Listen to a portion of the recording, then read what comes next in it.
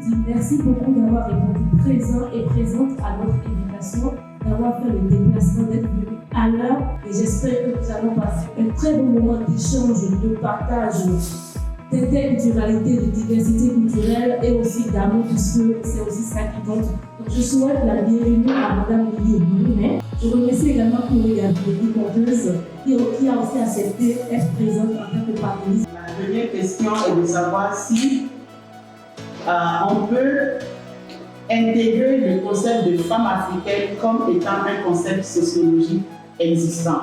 Parce que dans la plupart des discours sur le féminisme exogène au continent africain, on représente la femme africaine comme un ensemble homogène en éludant complètement les particularités, les spécificités des contextes sociologiques dans lesquels chacune de ces femmes doit intervenir et construire socialement. Et puis je voudrais vous parler en termes de matrimoine, moi aussi de quelque chose de plus intime.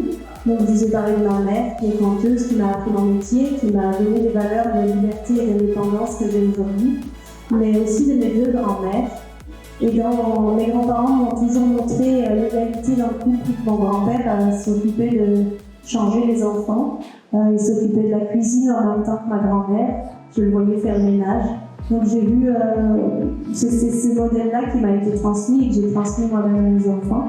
Regardons déjà le travail extraordinaire que ces femmes font pour nous éduquer, pour nous initier, pour nous élever, pour nous nourrir de toute la poésie et de toute l'esthétique de notre patrimoine culturel.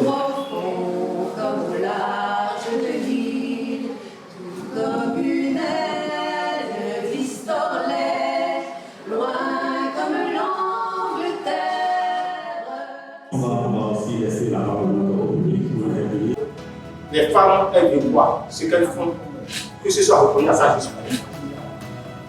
Le vocabulaire est fort. C'est vraiment de savoir qu'est-ce que c'est les matrimoines, de reconnaître ce que c'est, de les rendre visibles si c'est nécessaire pour mieux comprendre la place de la femme. Moi, je suis sûr d'une chose, c'est que les femmes, on peut remonter jusqu'à l'Égypte, les femmes ont toujours fait l'équilibre dans le couple et dans le pouvoir. Au vu de tout ce que je viens d'écouter ici, je pense que la femme a un rôle primordial dans la société et qu'elle a les jours à venir occupera la place qu'il lui faut. En fait, ce que je retiens, c'est qu'il y a une grande diversité des milieux où on provient chacun. Et c'est très enrichissant de voir les points de vue de chacun.